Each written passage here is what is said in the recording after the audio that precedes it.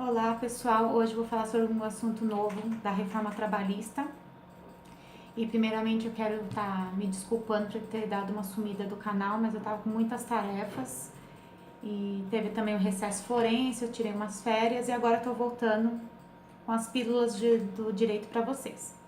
Esse tipo de contrato intermitente ele funciona semelhante ao freelance, só com algumas vantagens para o funcionário. Ele é registrado, ele recebe o fundo de garantia, ele tem direito a 13º, férias, 1/3 de férias e também recolhe o INSS.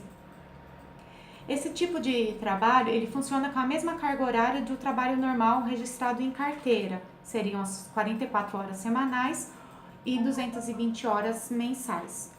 O que não pode ter de diferente de um funcionário que trabalha de segunda a sexta ou de segunda a sábado, dependendo da atividade da empresa, para esse tipo de contrato intermitente?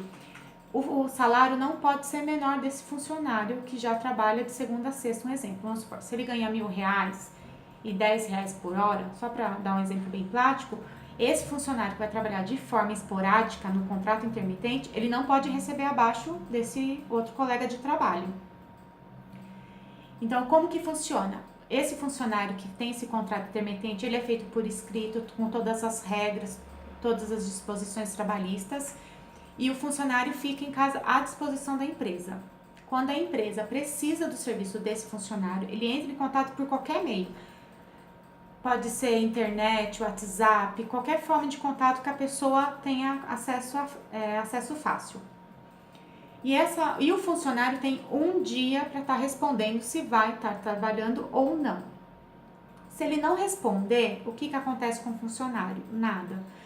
Presume-se a recusa. O que a empresa vai entender? Eu convidei ele para estar chamando ele para vir trabalhar. Ele não quis? Tudo bem, eu vou estar deslocando algum outro funcionário. Por outro lado, se o funcionário se compromete até a empresa, cumprir aquele determinado serviço por tantos dias, pode ser por horas, e não comparecer, ele tem que pagar uma multa para a empresa dentro dos 30 dias, de 50% do que ele ganha. Uma desvantagem que tem com relação a esse tipo de trabalho na parte previdenciária. Geralmente, dependendo do tipo de serviço, ele vai ganhar menos que o salário mínimo. E quando a pessoa ganha menos que o salário mínimo, vai ser descontado o INSS, vai ser repassado para a Previdência, só que não vai contar para fins de aposentadoria. Por quê? Porque ele está recolhendo abaixo do mínimo da tabela da Previdência. Então, caso o funcionário esteja nessas condições e queira que esse mês que ele trabalhou, vamos supor, ele trabalhou 5 dias dentro desse mês, ele quer estar contribuindo para esse mês ser computado lá na frente, quando ele for se aposentar, o que ele precisa fazer? Vamos dar um exemplo. Ele ganha o salário mínimo hoje, tá? 2018, 954. Durante o mês de janeiro, ele recebeu como trabalho intermitente R$ 400. Então, vamos lá fazer as continhas. 954, que é o valor do salário mínimo, menos os R$ 400 que ele ganhou no mês de janeiro, vai dar a diferença de 554. Vezes 8%, que é a alíquota mínima da Previdência Social, daquela tabela que eles utilizam, ele vai ter que complementar a renda dele, o pagamento da Previdência, no valor de R$ 44,32. Se ele quiser, tá, que esse mês que ele trabalhou seja computado para fins de aposentadoria. Não é obrigado. Porém, se ele trabalhar uma semana e essa uma semana der menos que o salário mínimo, a empresa vai estar retendo o INSS, vai estar fazendo o pagamento, só que não vai contar para fins de aposentadoria. Fundo de garantia também é pago normalmente, só que é depositado na conta específica do fundo de garantia. Aí, quando ele fizer o desligamento da empresa, ele pode estar sacando normalmente.